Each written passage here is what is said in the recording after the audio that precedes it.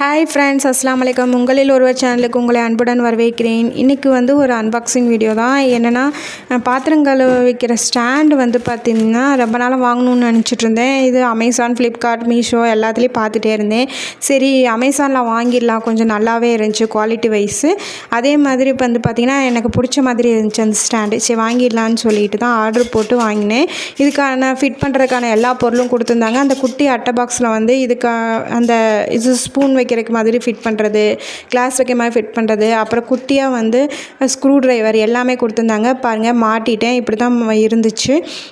இந்த ஸ்டாண்டு பார்த்திங்கன்னா, நான் பாத்திரங்கள் ஒரு இடத்துல மாட்டல, இங்கிட்டு தான் மாட்டியிருக்கேன். ரெண்டட் ஹவுஸ்னால் எல்லா இடத்துலையும் ஆணி அடிக்க முடியாதுல்ல, அதனால் ஏற்கனவே அந்த ஸ்டாண்டு குட்டி ஸ்டாண்டு மாட்டி இந்த இடத்துல இதை மாட்டிட்டேன் நான். இது பார்த்திங்கன்னா மேலே ஃபஸ்ட்டு பிளேட் வைக்கிற மாதிரி தான் கொடுத்துருந்தாங்க. பிளேட் வைக்கிற மாதிரி தான் வேணும்னு சொல்லிட்டு தான் நான் இந்த ஸ்டாண்டு வாங்கியிருந்தேன். கீழே பிளேட் வைக்கிற மாதிரி நிறைய ஸ்டாண்ட் இருந்துச்சு. மேலே பிளேட் வைக்கிற மாதிரி இருந்தால் நல்லாயிருக்குன்னு சொல்லி தான் இது வாங்கியிருந்தேன். அடுத்து செகண்ட் ரேங்க் ஃபுல்லாக ஒரு பெரிய பெரிய பாத்திரங்கள் வச்சுருந்தேன். தேர்ட் ரேக்கில் பார்த்திங்கன்னா 2 பவுல்ஸ் வச்சுருந்தேன். இதுக்குள்ளே குட்டி குட்டி பவுல்ஸ் உள்ளே போகிற மாதிரி நிறைய பவுல்ஸ் இருந்துச்சு. அதெல்லாம் போட்டு அந்த இடத்துல வச்சுட்டேன். கிட்டத்தட்ட ஒரு 10 பவுல் அந்த இடத்துல வச்சுருப்பேன். அதுக்கடுத்து பார்த்திங்கன்னா ஒரு குட்டி ட்ரே மாதிரி வச்சு அதில் குட்டி குட்டி கிண்ணங்கள் எல்லாமே வச்சுருக்கேன். அந்த குட்டி கிண்ணத்துக்கான குட்டி பிளேட்டும் வச்சுருக்கேன். இது எனக்கு எடுக்கிறதுக்கு யூஸ்ஃபுல்லாக இருக்குது. இந்த ட்ரேயை எடுத்துகிட்டு நான் பவுல் எடுத்துக்கலாம், இல்லைனா உள்ளே வச்சு எடுத்துக்கலாம். எனக்கு ரொம்ப ரொம்ப யூஸ்ஃபுல்லாக இருக்குது.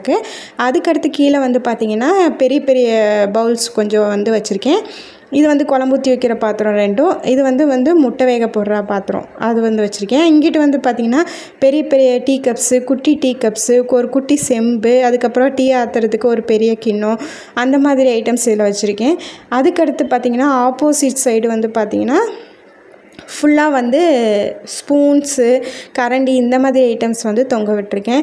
வடிகட்டி, பெரிய வடிகட்டி, சின்ன வடிகட்டி, அப்புறம் மாவு கரைக்கிற மாவு ஊற்றுற கரண்டி, தோசை கரண்டி, அப்புறம் சாப்பாட்டு கரண்டி, எல்லா கரண்டியும் நான் யூஸ் பண்ணுறது எல்லாமே இதில் தான் இருக்குது.